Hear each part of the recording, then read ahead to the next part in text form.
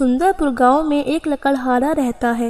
वे जंगल से लकड़ी काटकर बाजार में बेचता है, अपना और अपने परिवार का पेट भरता है। एक दिन वे जंगल जा रहा होता है, तभी अचानक उसका पैर एक पत्थर पर पड़ता है और वे गिर जाता है।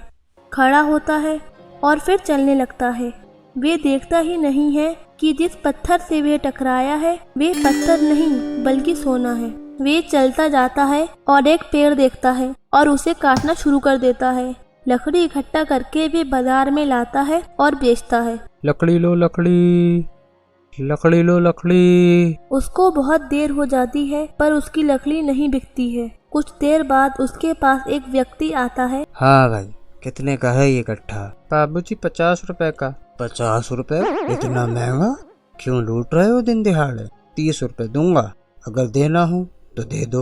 वह लकड़ी उसके हाथ बेच देता है और अपने घर वापस आ जाता है और अपनी पत्नी से कहता है, मुझे खाना दो, आज मैं बहुत थक गया हूँ। इतनी मेहनत का काम और इतनी कम कमाई, कैसे क्या होगा कुछ समझ नहीं आता।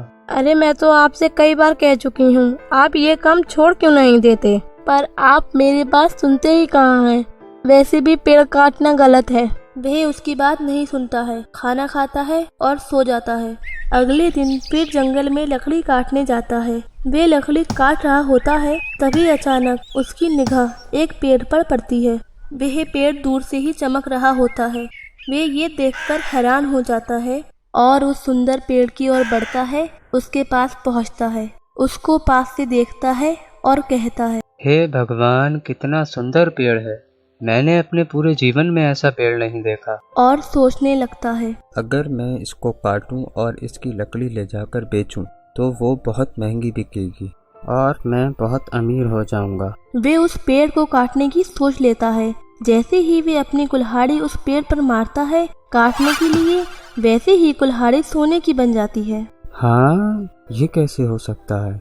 लगता है ये कोई जादुई पेड़ है। वे अपनी सोने की कुल्हाड़ी घर लेकर आता है और सारी बात अपनी पत्नी को बताता है। पत्नी कहती है, हो सकता है ये आपकी ईमानदारी का फल हो जो आपको भगवान ने दिया। हाँ, ऐसा हो सकता है। अगले दिन वह फिर उसी जादुई पेड़ के पास जाता है। इस बार साथ में लोहे की 3 कुल्हाड़ी लेकर जाता है। वह पहली कुल्हाड़ी निकालता है और पेड़ पर मारता है, वह सोने की बन जाती है। वह दूसरी कुल्हाड़ी निकालता है और पेड़ पर मारता है, वह सोने की नहीं बनती है। वह बार बार मारता है, कुछ होता ही नहीं है, थक जाता है और बैठ जाता है और उसके बाद दूसरे पेड़ काटना शुरू कर देता है। लकड़ियाँ काट कर बाजार में बेच देता है और वापस घर चला जाता है। जब कुल्हाड़ी अपने थैले में से निकालता है और देखता है, वो जो सोने की कुल्हाड़ी बनी थी वह अब लोहे की है और उसने वो कुल्हाड़ी देखी जो सबसे पहले सोने की बनी थी, अब वो भी लोहे की है। वो लोग ये देखकर हैरान हो जाते हैं। ये कैसे हो सकता है? हमारे जीवन में कुछ अच्छा ही होने वाला था कि ना जाने किसकी नजर लग गई और ये सब हो गया। अगले दिन लकड़हारा उसी जगह पर जाता है जहाँ वे जादुई पेड़ होता है। लकड़हारा देखता है वे जादुई पेड़ अब वहाँ नहीं है। ये कैसे हो सकता है?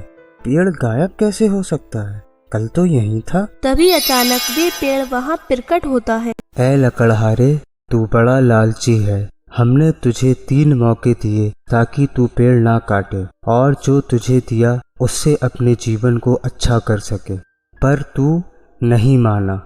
इतना मिलने के बाद भी तूने पेड़ काटे। ये सुनकर लकड़हारा अफसोस करने लगता है और उसे बहुत शर्मिंदगी महसूस होती है। ऐ लकड़हारे, अगर तू अपने जीवन को बदलना चाहता है तो पेड़ काटना छोड़ दे। मैं इसके सिवा कर भी क्या सकता हूँ? मैं तुझे 3 दिन देता हूँ। तू जितना भी चाहे लोहे को सोना बना सकता है, सिर्फ 3 दिन तक। पर तुझे मुझसे एक वादा करना होगा कि तू कभी पेड़ नहीं काटेगा, ना ही कभी लालची बनेगा। अगर तू ऐसा करता है तो जितना भी लोहा तू सोना बनाएगा सब तेरा हो जाएगा। अगर तू उसके बाद भी पेड़ काटेगा तो तुझे जो मिला है वे सब तुझसे छीन लिया जाएगा। मैं वादा करता हूँ, ना कभी लालच दिखाऊंगा और ना ही कभी पेड़ काटूंगा। 3 दिन के बाद वो जादुई पेड़ वहाँ से गायब हो जाता है और लकड़हारा बहुत अमीर हो जाता है, अपने जीवन को सुख शांति से जीने लगता है।